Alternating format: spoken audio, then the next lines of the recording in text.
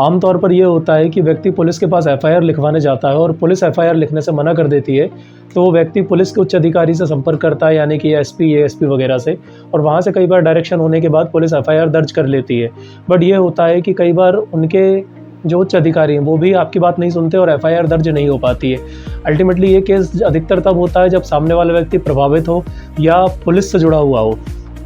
ऐसी परिस्थिति में ये होता है कि उच्च अधिकारी भी आपकी कंप्लेंट पर एक्शन नहीं लेते और एफआईआर नहीं लिखते हैं। तब ऐसी स्थिति में आप देखेंगे कि कई बार आपने यूट्यूब पे वीडियोस भी देखे होंगे या कई लोगों से आप संपर्क करेंगे, वकीलों से भी, तो आपको एक चीज़ बताई जाती है, जो पुराना सीआरपीसी था उसमें 156(3) में कंप्लेंट फाइल करिए आप मजिस्ट्रेट पे एफआईआर के डायरेक्शन के लिए। आज फिलहाल में वो भारतीय नागरिक सुरक्षा संहिता है, सेक्शन के नंबर चेंज हो गए हैं, प्रोविज़न एज इट इज़ है। यहाँ पर मजिस्ट्रेट के सामने कंप्लेंट पेश होती है for the direction of FIR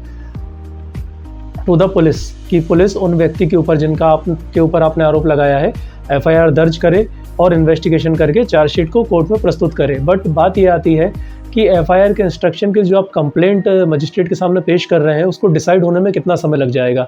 मेरा आंखों देखा ये है कि एक केस था जहाँ पर पुलिस का जो था ब्रूचुअलिटी का मामला था, जहाँ पर पुलिस कस्टडी में शायद डेथ हो गई थी, कस्टोडियल डेथ का वो मामला था। इस मामले में एफआईआर के इंस्ट्रक्शन होने में कई साल निकल गए, मान के चलिए लगभग 5 से 6 साल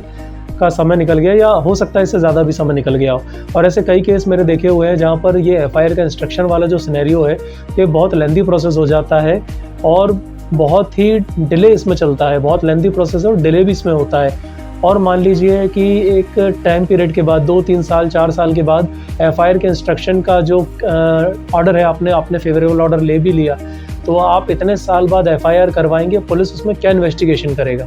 और अगर मान लीजिए कर भी लिया तो इस बात की क्या श्योरिटी है कि जब पहले ही आपकी एफआईआर लिखने में इतना नाटक हुआ है तो एक इम्पार्शियल जांच आपके फेवर में की जाएगी? तो इसका एक बेटर अल्टरनेटिव जो है, वो बेटर अल्टरनेटिव मेरे नज़रिए से ये है कि आप डायरेक्टली कंप्लेंट केस के लिए आगे बढ़ें,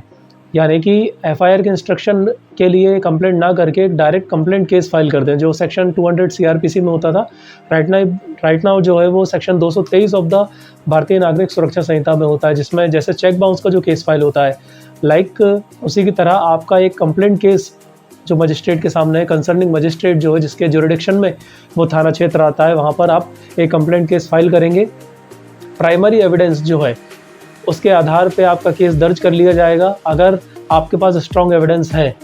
तो आपका केस दर्ज कर लिया जाएगा और जो एक्यूज्ड है, आरोपी जिन लोगों को आपने बनाया है आपके कंप्लेंट में, उन्हें समन जारी कर दिया जाएगा। समन जारी होने के बाद वो एज इट इज़ जो बेल का प्रोसीजर होता है, जो एक क्रिमिनल ट्रायल में होता है, उस तरीके से आगे का प्रोसेस होगा, गवाही होगी और फाइनल वर्डिक्ट तक केस पहुँचेगा, जहाँ पर आपके केस को 2-4 साल के अंदर डिस्पोज ऑफ होने के चांसेस बन जाते हैं। इंस्टेड कि आप कंप्लेंट के डायरेक्शन के लिए जाएं, एफआईआर के डायरेक्शन के लिए, और वो केस 2-3 साल चले। मान लीजिए आपके फेवर में ऑर्डर हो गया, एफआईआर का डायरेक्शन हो गए, फिर एफआईआर होगी, फिर इन्वेस्टिगेशन होगा, फिर केस चलेगा, तो अल्टीमेटली बहुत लेंथी प्रोसेस है। और मान लीजिए 2-4 साल केस चला आपका एफआईआर के डायरेक्शन के लिए और वो डिनाई कर दी गई, रिजेक्ट कर दिया गया, फिर आप क्या करेंगे? और उसके बाद अगर आप कंप्लेंट फाइल करते हैं तो अगेन कंप्लेंट को इस आधार पे कि आपका भाई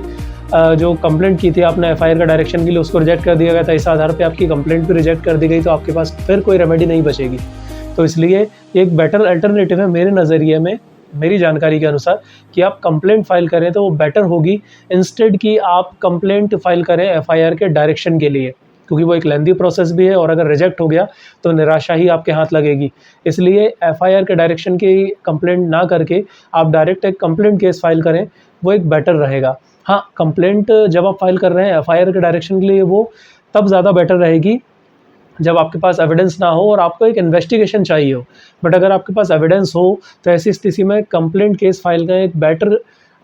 चॉइस होती है, जिसमें जल्दी से जल्दी आपका केस डिस्पोज हो सकता है आपके फेवर में। अगर आपके पास सबूत, गवाह सब कुछ है तो आपके फेवर में आने के चांसेस ज़्यादा हो सकते हैं। बट अगर आप इन्वेस्टिगेशन चाह रहे हैं, आपके पास कुछ भी नहीं है, इन दैट केस आप कंप्लेंट फाइल कीजिए for the direction of FIR. Otherwise जो कंप्लेंट केस है वो ज़्यादा बेटर अल्टरनेटिव होता है।